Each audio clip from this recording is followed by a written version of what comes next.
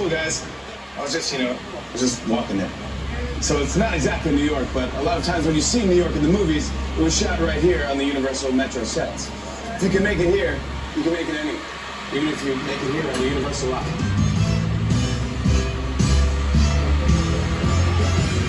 Along with Quantum Leap, we've also been filming Bel Air out here.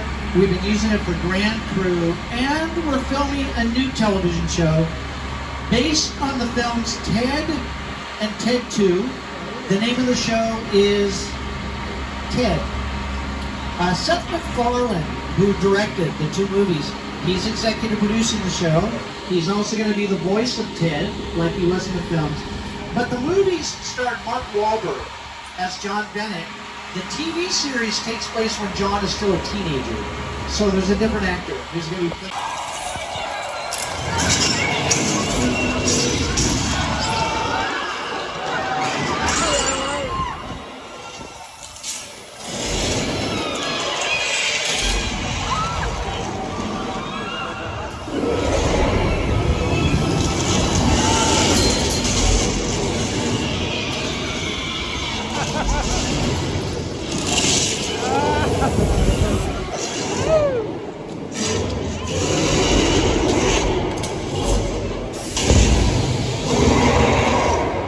Let's hear it for King Kong!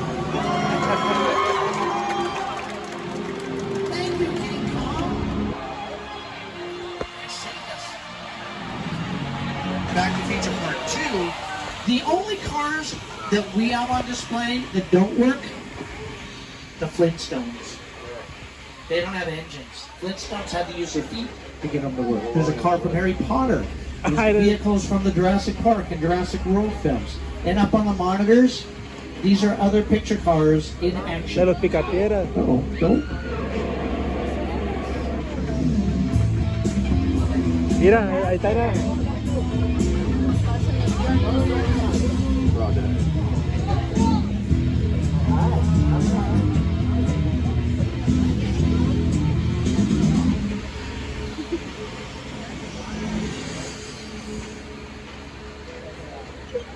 There's a Jeep on the right side of the tram from Jurassic Park, and there's a section of the back lot where we have other picture cars and sets from the Jurassic Park movies. John Hammond, who built Jurassic Park, wants to say something as we drive through. Welcome to Jurassic Park. That was it. That was all I wanted to say. There's an RV on the left. In The Lost World, the second Jurassic Park film, that was a mobile laboratory, and a T-Rex pushed that off a cliff, and people were trapped inside. And we brought some dinosaurs up here. We put them on both sides of the tram. They're hiding in the bushes, and they're spitters.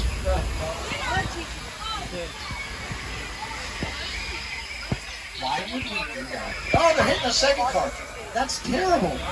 Dinosaurs keep spitting. That's why my seat has a window. That is a curse. I'm going to show you the scene from The Lost World with the RV that we just passed by. It's Jeff Goldblum, Julianne Moore, and Vince Vaughn trapped, and the T-Rex is pushing it off a cliff. This scene looks like it takes place outside. This is filmed inside of a soundstage. There's only one shot right there that was filmed outside. That cliff is one of our parking lots here. They dressed up the side of the parking lot to look like a cliff. That RV is a model. It's a miniature. It's not the full size that we just passed by. Once they push the model off the parking lot, everything else is back inside of a soundstage.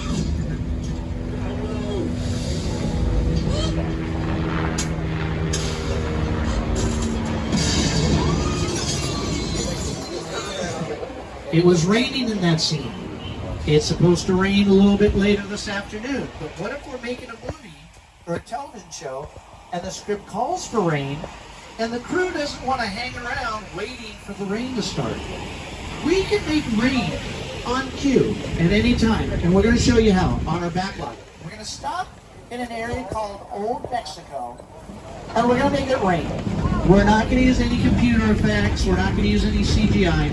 We're going to use sprinklers, which are hidden in the trees. We're going to turn them on. It's going to rain around the train. We have speakers inside the sets. We turn the speakers on, and we pipe in the sound of thunder.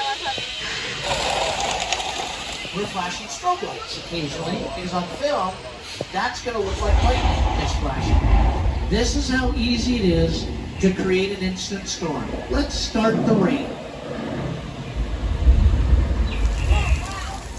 Simple as that. Now the problem with this special effect, we do it all day. Every time a tram stops here, it will rain. All the water is recycled, but the set is built on a hill. And over the course of the day, there's a lot of water to build at the top of the hill. At one point, it's all going to rush down. It's going to create a flood. And there's been times where the flood will hit one of the trams when we're driving through. This afternoon, we are that tram. Be careful if you're sitting on the left side. There's a flood coming. Ya se durmió. Limpias.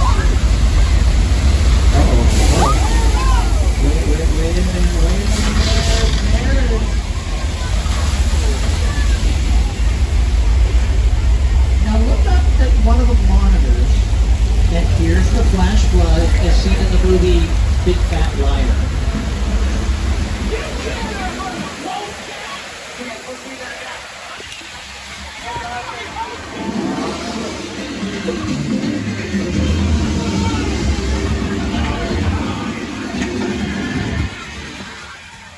This little Mexican village was also used in Three Amigos, Nacho Libre. We recently used it for an upcoming episode of Quantum Leap.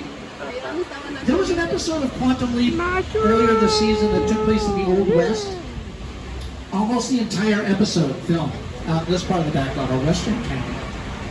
Quentin Tarantino used these sets for Once Upon a Time in Hollywood. In the film, Leonardo DiCaprio's character is an actor back in the 60s working on a Western television series. And they shot the Western scenes out here. We've been using it for Killing It.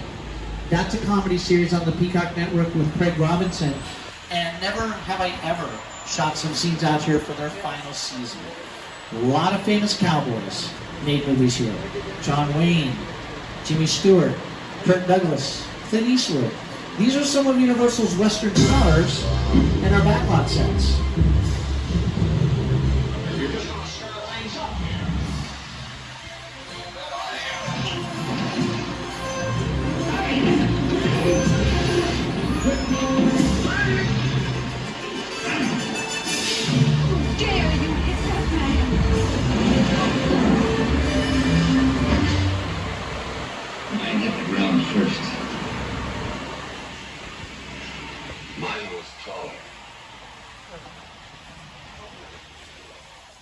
As we're making the turn, there are a few more sound stages off to the left. 30 and 31, that's where we filmed The Voice. And then 32 and 33, Jordan Peele had used those stages when he was filming Nope. A little bit later on during the tour, we're going to be driving through the set of Jupiter's Claim that was built for that movie. At this point, we're a little bit past the halfway mark of the tour. Again, I do want to remind everybody to please remain seated on the tram. And I want you to keep in mind, if at any time during the trip you drop your phone off the side, you can't wait till the end of the tour to use the restroom, it's okay. Hold the red cord above you, but then remain seated so I can come back to see what you need assistance with. On the right side of the tram is an area of our backlot called Little Europe, and there's a sign on the wall, "Welcome to the Good Place." For 4 seasons, we had shot our comedy series here, The Good Place, with Kristen Bell and Ted Danson. You, Eleanor Shellstrop, are dead. This location, the afterlife, come on. I've never ever seen this. You're in the good place. I'm not supposed to be here. I'm going to pause this for 2 reasons. First, the people that you see walking around The Good Place are taking one of our VIP tours. And if you take the VIP tour, every now and then you get off the vehicle, you walk around some of our sets. The other reason I paused that clip, there's a set directly in front of the tram with 2 blue doors, and the doors are open a little bit. This is where they film this scene. I can't risk going to the bad place. Maybe it's not all that bad. How can I help you? What is the bad place like? Well, it doesn't sound awesome. The sets that we had used for that comedy series are the same sets from Frankenstein, Dracula, the Wolfman, the Invisible Man. There's a courtyard on the right, and this is where we would shoot the scenes in all those movies where the big mob of angry villagers would gather with the torches. And then they would march through the village, hunting down the monsters. This is also Little Europe.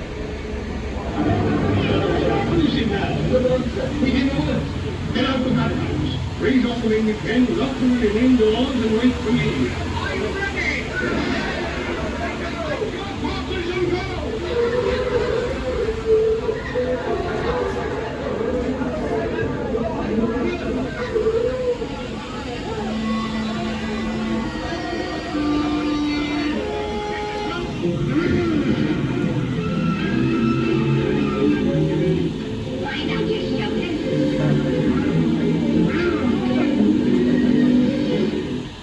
So far, all of the sets that we've been driving past have been our outdoor sets. Now we're going to drive into Soundstage 50, and indoors there's a subway station set. It's not in 3D, so even though we're going into a building, you don't have to put on the 3D glasses for this. It's a set that 20th Century Fox had once used for an episode of Bones with David Boreanaz and Emily Deschanel. He looks very upset.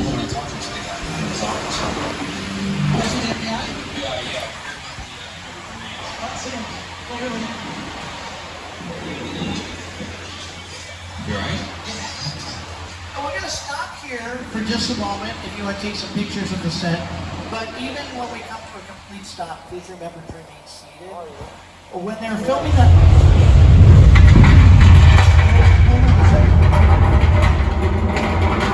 That's an earthquake!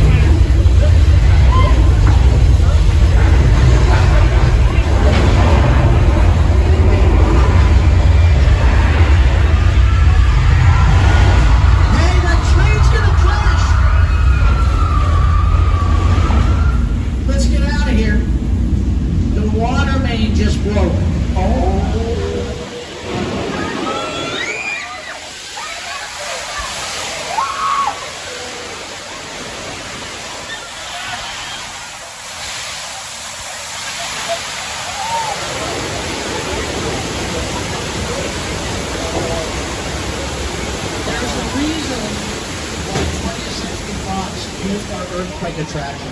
For that episode of Bones, they filmed two scenes inside the stage. The other scene involved an earthquake. So this is it's right in the middle of the water. Oh, now it's coming towards us.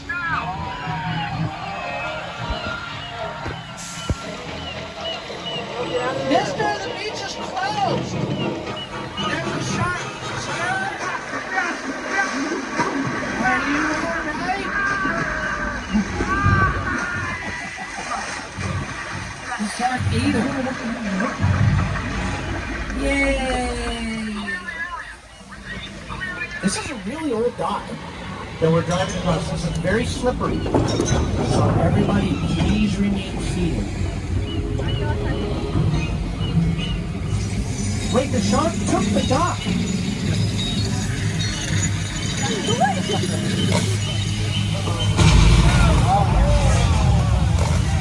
It went back underwater. I don't see it. I see it.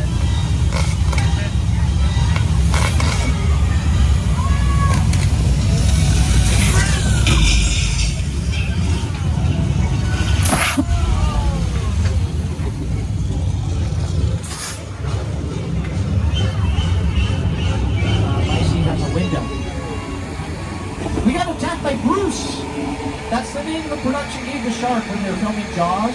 That's not the shark that Steven Spielberg used in the movie. Our shark works better than his. When they were filming Jaws, they built several mechanical sharks that they intended to use, but none of the sharks would work. All of them kept malfunctioning, they kept breaking. The shark that they ended up using for most of the film was just its back with a fin. And they would use that for the scenes where you would just see the fin come out of the water. There are very few shots in Jaws where you see a full-size mechanical shark like that, because the full-size sharks would not work.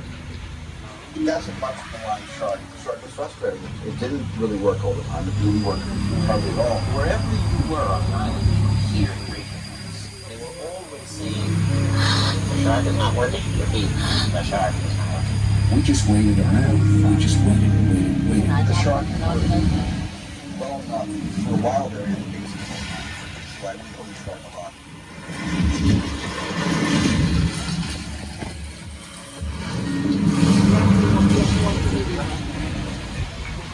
Look how brave Steven Spielberg was. Going out in public in those socks. Don't tell him I said that. He is a powerful man. We recently used this house on the right side of the tram for Quantum Leap. The Halloween episode, there was an exorcism that took place inside the house. Rob Zombie used that house for one of his horror movies, House of a Thousand Corpses. And it was a set originally built for the musical comedy The Best Little Whorehouse in Texas with Burt Reynolds and Dolly Parton. That was built as the Chicken Ranch. So how do we use all the sets on the backlot for filming if every day trams are driving right by the sets? Isn't that distracting? Very simple system. When they're ready to film, they put a security guard on each corner of the set, and the security guards have red flags. When the director calls action, all the security guards know. There's a bumblebee up here from Transformers as well, the yellow Camaro with the black stripes. The difference between the picture cars here and the picture cars we passed by earlier, all of these picture cars were abandoned by the original owners. Nobody knows what happened to the first owners of those cars. All of them disappeared. And it happened right after they checked into this hotel. This is the Bates Motel from Psycho. It's run by Norman Bates, and he lives in that creepy house at the top of the hill right behind the motel. That's him. That's Norman Bates. He's the guy who owns it. That is a very busy guy. He runs the motel all by himself, and he's helping a guest right now. And we're going to stop because we want to give you time to get some pictures of the house from Psycho and get some pictures of the Bates Motel at the bottom of the hill. You can get a picture of Norman. He's carrying a dead what? Why does he do that in front of us? That's awkward. Norman! What? There are people on the tram watching you put a body in the trunk. Norman, these people have cameras.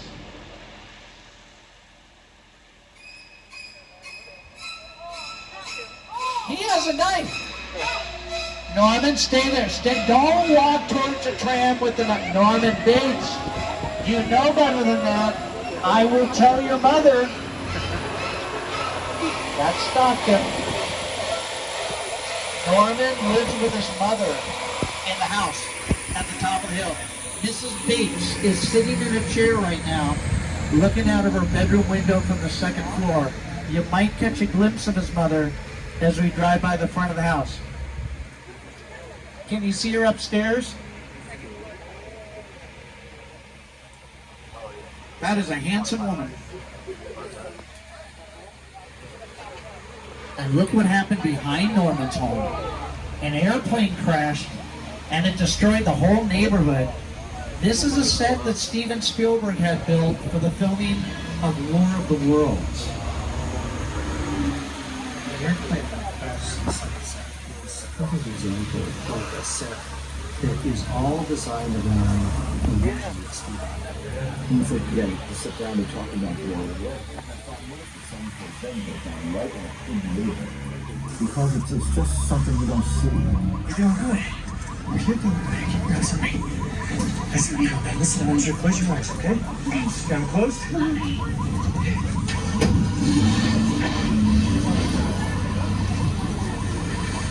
Robbie, get in. Get in. That was a real plane. When they're making War of the Worlds, they got a full 747 and did that to it. That was somebody's job on the set of War of the Worlds, to rip an airplane apart. And there's another set right behind the airplane. There's a log cabin. That was built for our comedy, The Great Outdoors, with John Candy and Dan Aykroyd. That's where they spent their summer vacation. Now we're heading up to the newest set that was built on our backlot. Jupiter's Claim is over here on the right. From Nope. And here to tell you about the set is Nope's writer and director, Jordan Peele. Movie magic only happens when a team of collaborators, often in the hundreds, work together to take an impossible notion and bring it to life. This is Jupiter's Claim, the nostalgic, small-time Southern California amusement park owned by former child star Ricky Juke Park.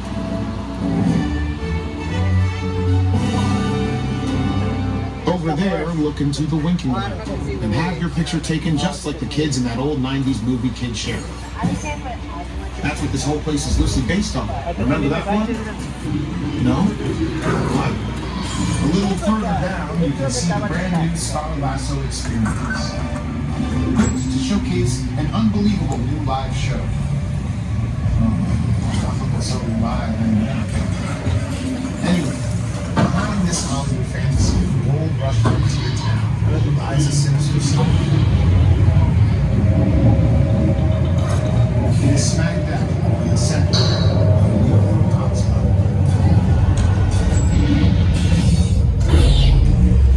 Welcome to the world of new.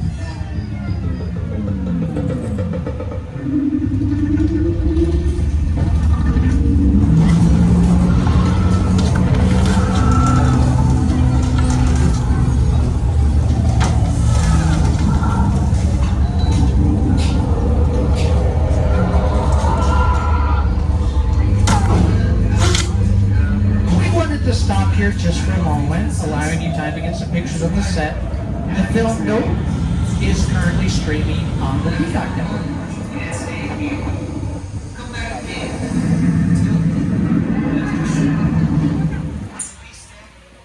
As we leave the set of Jupiter's Claim, can you guys excuse me just for a minute? I'm going to be right back. Security, we're leaving the last set of the backlot. Are we clear to come in? Look, this might be more serious than I thought. Oh, what just happened? You're cutting out. This is a secure line. Who are you? Oh. I'll tell you who I am, boy. I'm the reason bad guys use a nightlight. I'm the reason the boogeyman begs his mama to look under his bed. And I'm the reason you just lost control of this whole operation. My name is Special Agent Luke Hobbs of the U.S. Diplomatic Security Service.